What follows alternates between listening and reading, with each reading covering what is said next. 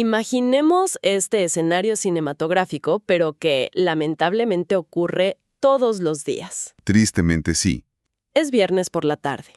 Un propietario llega a la casa que compró como inversión, o quizás para su retiro, tras décadas de ahorro y de trabajo duro. Ajá. Camina hacia la puerta, saca las llaves con total normalidad, intenta abrir y, pues la llave simplemente no entra. Qué pesadilla. Exacto.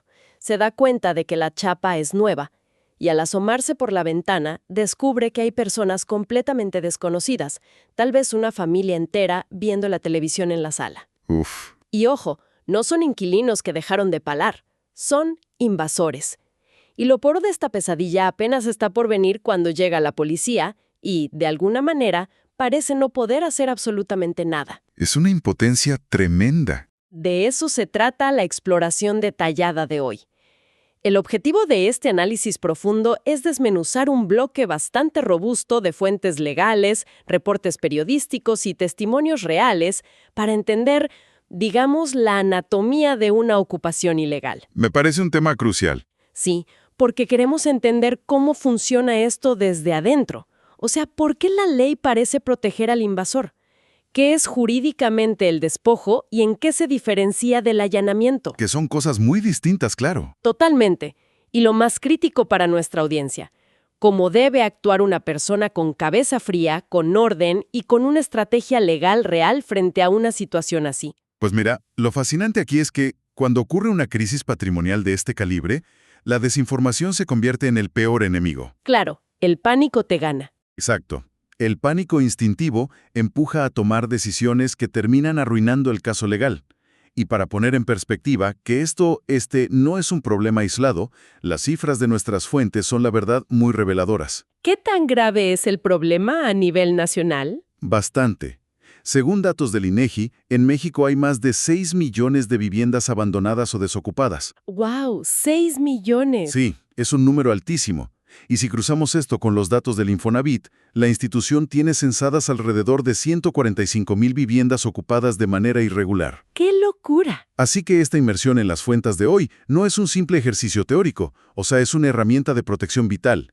Entender estas reglas de juego es la diferencia entre recuperar un patrimonio en días o perderlo en un juicio de una década. Totalmente de acuerdo. Ok, vamos a desempacar esto. Para entender esas reglas, primero hay que ver cómo se ve el tablero de juego, ya sabes, en la calle. Porque antes de meternos en la teoría pura de los códigos penales, los testimonios que revisamos muestran una realidad bastante oscura. Por ejemplo, hay un caso específico en la Magdalena Contreras, aquí en la Ciudad de México. ¿Ah, sí? ¿El de los documentos falsos? Ese mero. Una propietaria relata cómo, apenas unas horas después de que un familiar salió de la propiedad, los vecinos la alertaron de que había personas cambiando las cerraduras. En cuestión de horas. En horas. Y al llegar la verdadera dueña, se encuentra con invasores que ya tenían en la mano documentos con sellos oficiales, argumentando tener escrituras a su nombre. Y al analizar los documentos de ese caso en particular, se revela el nivel de descaro con el que operan estas mafias. Sí, porque las fechas no cuadraban para nada, ¿verdad? Para nada. Los invasores mostraban un supuesto poder notarial emitido en Tlalnepantla, fechado en el año 1994, para justificar que ellos habían comprado el inmueble. Ok. Pero el detalle es que la dueña legítima ni siquiera había adquirido esa casa en el 94. Ella la compró hasta el 2005. ¡Órale! O sea, cronológicamente, el papel de los invasores era una imposibilidad absoluta. Se contradecía solo. Espera, es que eso genera una frustración enorme. Si alguien falsifica un documento que es pero tan evidentemente falso, porque las fechas ni siquiera tienen sentido lógico, ¿por qué la policía que llega al lugar simplemente no rompe ese papel, arresta a los invasores y le devuelve la casa a la dueña? Es una excelente pregunta. Porque, en el testimonio, los policías prácticamente se quedaron cruzados de brazos, mientras los invasores buscaban provocar a los dueños para que hubiera golpes. Sí, y duele verlo, pero hay una razón legal. Esto pasa porque el objetivo del invasor profesional no es probar que es el dueño legítimo en ese preciso momento. Su objetivo es sembrar una duda razonable. Ah, claro. El oficial de policía que llega en la patrulla no es un perito en grafoscopía ni es un juez civil. Su labor es mantener el orden público, no resolver juicios de propiedad en la banqueta. O sea, no tienen la autoridad para decir este papel es falso y este es verdadero. Exactamente. Cuando el oficial ve a dos personas gritando en la calle y ambas tienen un papel que dice «Yo soy el dueño», el protocolo le impide tomar partido y desalojar por la fuerza basándose en una simple inspección visual. ¡Wow! La presentación de escrituras falsificadas es, de hecho, una táctica deliberada. Es un obstáculo burocrático diseñado específicamente para obligar a que el conflicto se traslade a un ministerio público. O sea, el invasor gana tiempo paralizando a la autoridad. Así es. Y esto se vuelve todavía más tétrico en el otro caso que documentamos, en Tecámac, en el Estado de México. Ese caso es durísimo. Sí, muy triste. Alguien compró unos locales comerciales para poner una farmacia. Los limpia un fin de semana y cuando regresa a la semana siguiente, un grupo organizado ya había tomado posesión de los locales. Y lo peor, esta víctima es un paciente con cáncer que recibe tratamiento y los locales eran, pues, su salvavidas financiero. Sin embargo, el juzgado civil ha mantenido el proceso estancado desde el 2019. Años perdidos, sí. Años. Y el nivel de violencia institucional es terrible. O sea, obligaron a la víctima a carearse en el juzgado, dando sus datos personales en voz alta frente a los invasores, quienes además presumían tener nexos con la delincuencia. ¡Qué barbaridad! El terror llegó a tal grado que los propios abogados de la víctima renunciaron por las amenazas. Y ese caso ilustra perfectamente la asimetría del sistema judicial frente a grupos criminales organizados. ¿Cómo logran estancar un juicio tanto tiempo? Pues mira, los invasores en Tecámac utilizaban tácticas dilatorias muy específicas. Por ejemplo, cada vez que el juzgado intentaba notificar formalmente el desalojo, cambiaban a las personas que estaban físicamente en el local. ¡Ah, qué maña! O daban nombres falsos al actuario. Y la ley exige que la persona demandada esté plenamente notificada para no violar su derecho constitucional de audiencia. Ok. Si el actuario lleva una notificación para Juan, pero resulta que quien abre la puerta dice llamarse Pedro, el proceso se paraliza. O sea, el sistema se traba a sí mismo. Totalmente. El juez no puede desalojar a Pedro si Pedro no ha tenido la oportunidad de defenderse en un juicio. Así es como logran que un proceso que debería tomar meses se alargue por años. ¡Wow! Una propiedad sin supervisión regular es como dejar un auto estacionado en una calle oscura con las llaves puestas, ¿no? Es solo cuestión de tiempo para que alguien detecte la oportunidad y se suba. Es una analogía perfecta. Sabiendo que la policía está atada de manos si hay un conflicto de documentos y que los juicios son larguísimos, ¿cuál es exactamente el margen de maniobra legal? Porque en las fuentes se hace mucho énfasis en que no toda invasión es el mismo delito. Y esa es la piedra angular de toda la estrategia legal, de verdad. La tipificación del delito. A ver, explícanos eso. Existen dos caminos penales principales, y confundirlos es desastroso. Por un lado tenemos el allanamiento de morada. Ok, allanamiento. Tipificado en el artículo 285 del Código Penal Federal y protegido directamente por el artículo 16 constitucional. Este delito castiga a quien se introduce sin permiso en un departamento, vivienda o recinto donde alguien habita.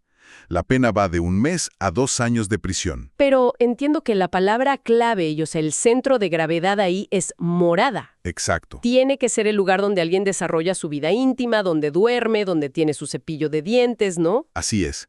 El allanamiento protege la inviolabilidad de la intimidad personal. Es, digamos, un delito de efecto momentáneo. Ok. Por otro lado, tenemos el despojo. Este está marcado en el artículo 395 del Código Penal. Y el despojo es más grave, ¿verdad? Sí.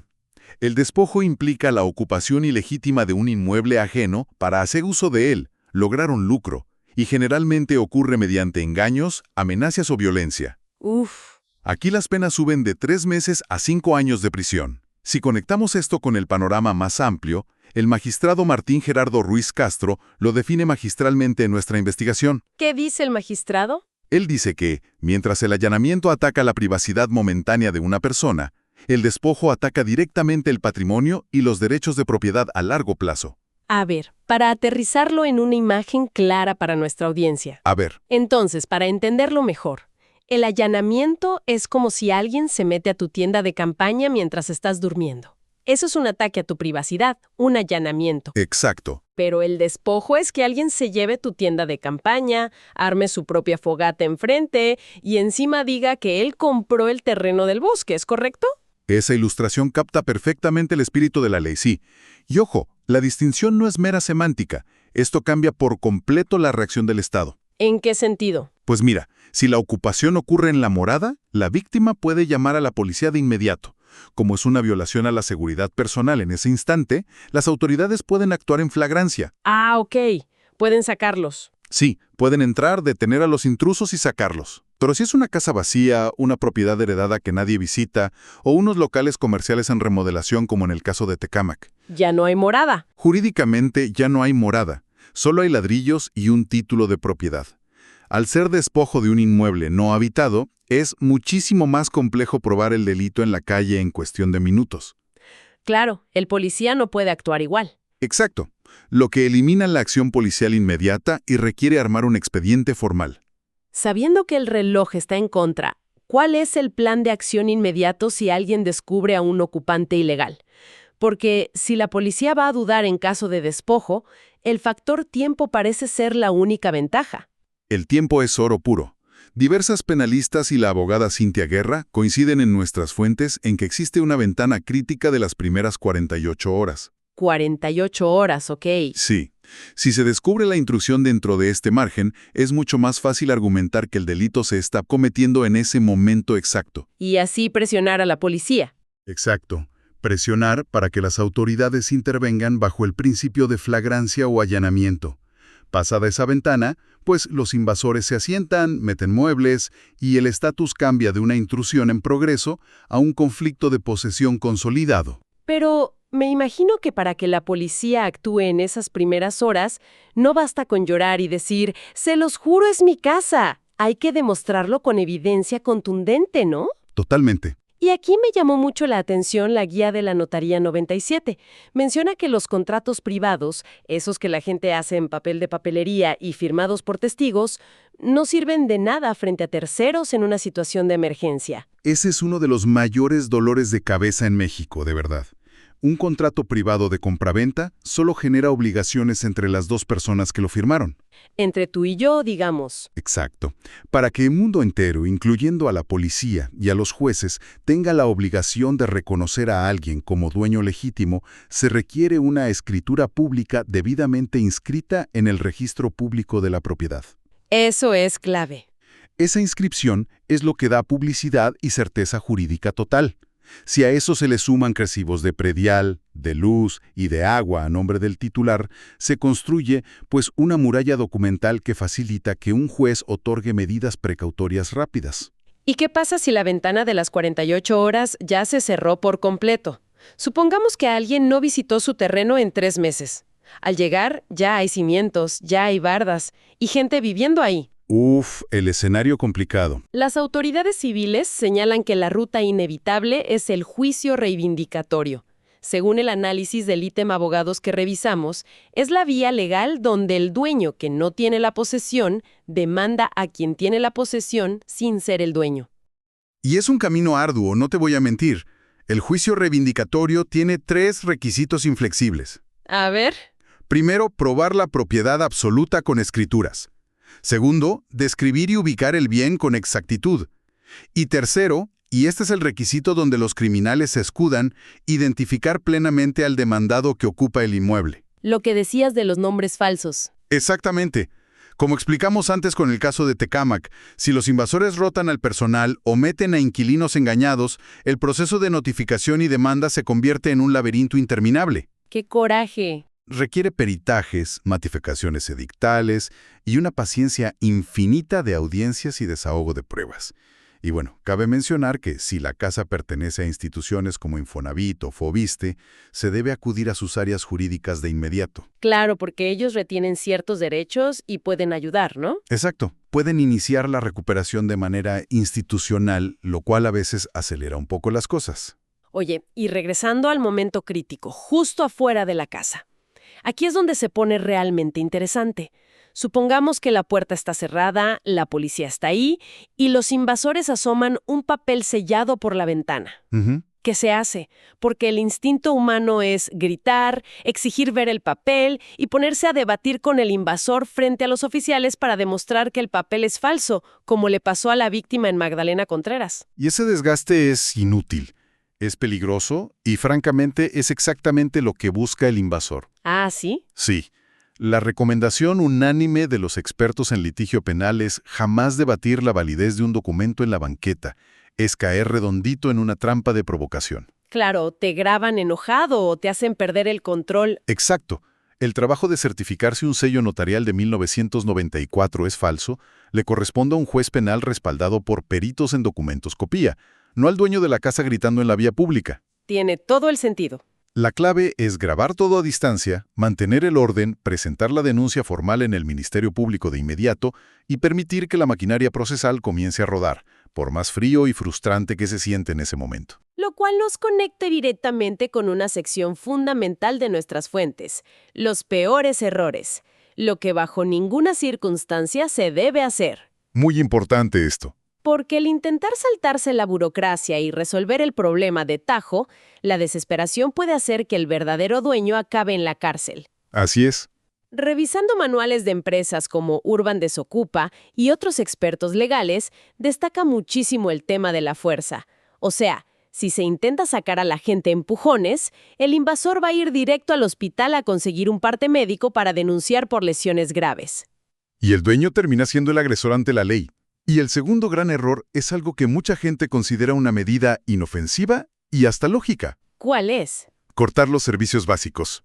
Uy, sí, lo he escuchado muchísimo. Quien posee la propiedad legalmente asume que, al dejar de pagar la luz o ir a cerrar la llave de paso del agua, los invasores se irán por la incomodidad, ¿no? Pues suena lógico, es mi contrato de luz, yo lo cancelo. Pues resulta que hacer esto de manera unilateral para obligar a alguien a salir constituye un delito llamado coacción e incluso puede configurarse como despojo por el propio dueño. A ver, espera.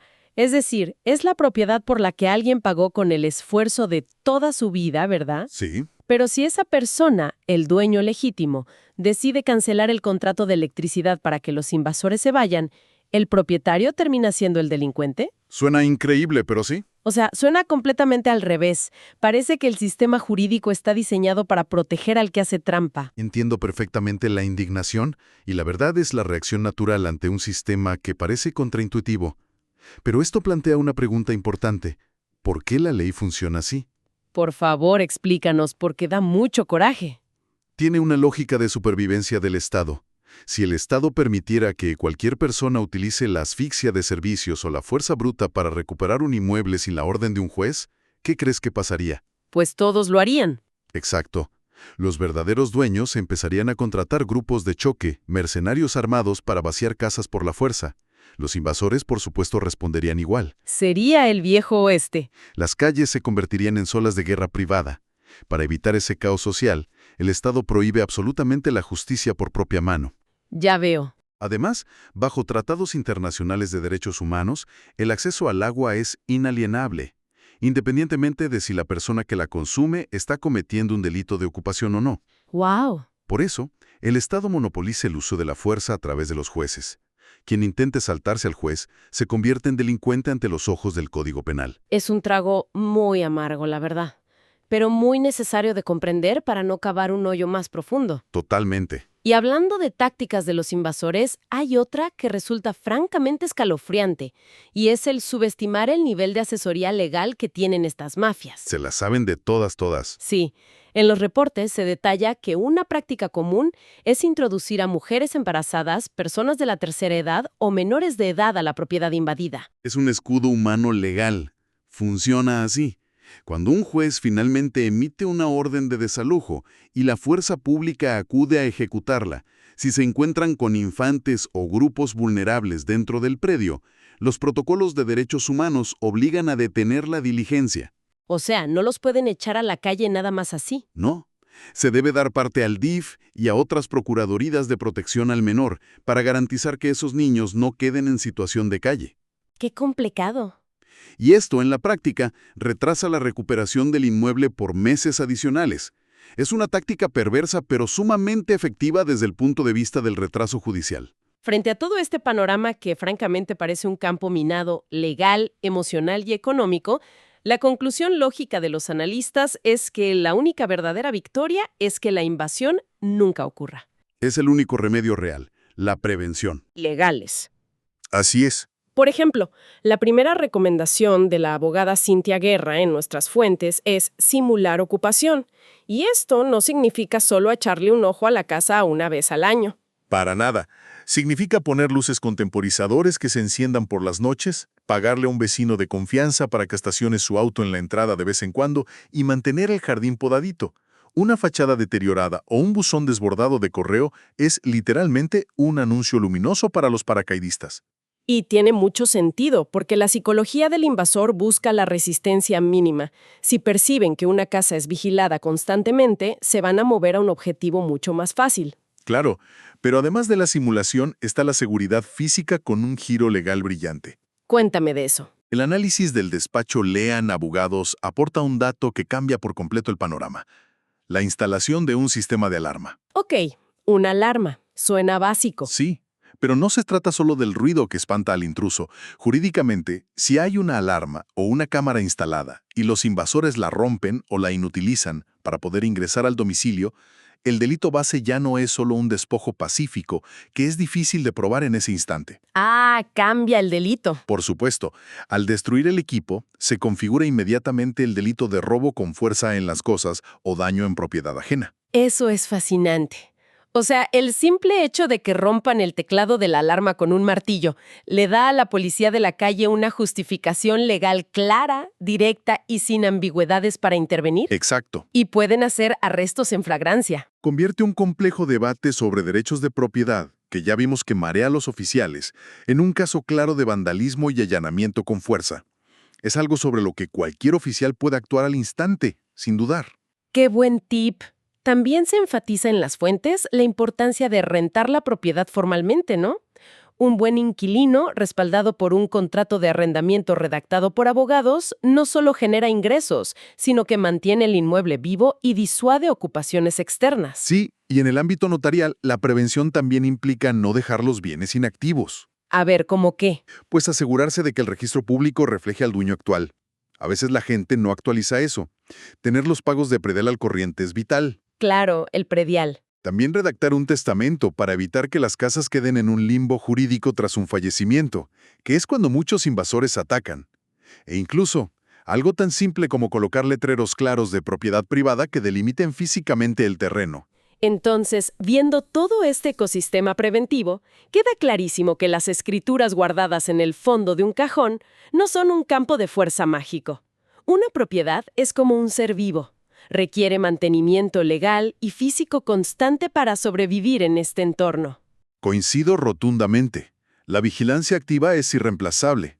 El orden administrativo, lo que decíamos del predial pagado a tiempo, las escrituras inscritas, mantener contacto con los vecinos para formar una red de alerta temprana. Todo eso construye la barrera preventiva más inquebrantable que existe. Totalmente. Y para cerrar esta exploración de hoy, me gustaría aportar una última reflexión. El concepto de propiedad trasciende los ladrillos, el cemento y los metros cuadrados. Es un conjunto vivo de derechos y obligaciones que exigen ser habitados, ya sea físicamente residiendo ahí o legalmente mediante su correcta administración. Qué buena forma de verlo. Pensar en el patrimonio inmobiliario únicamente como un objeto inerte, bajo esa filosofía antigua de «ahí se queda, nadie se lo va a llevar», es una ingenuidad sumamente peligrosa hoy en día. Sí, es un lujo peligroso en nuestros tiempos. Al igual que ocurre con la salud de nuestro propio cuerpo, el patrimonio requiere indispensablemente de medicina preventiva para no terminar en la sala de urgencias de los juzgados. Si necesitas asesoría personalizada y acompañamiento jurídico 24/7, puedes comunicarte con Ríos García y Asociados al número 771-773-3390. Además, te invitamos a dejar tus comentarios y sugerencias para conocer cuáles son los temas jurídicos que más te interesan y poder trabajar en ellos en próximos episodios.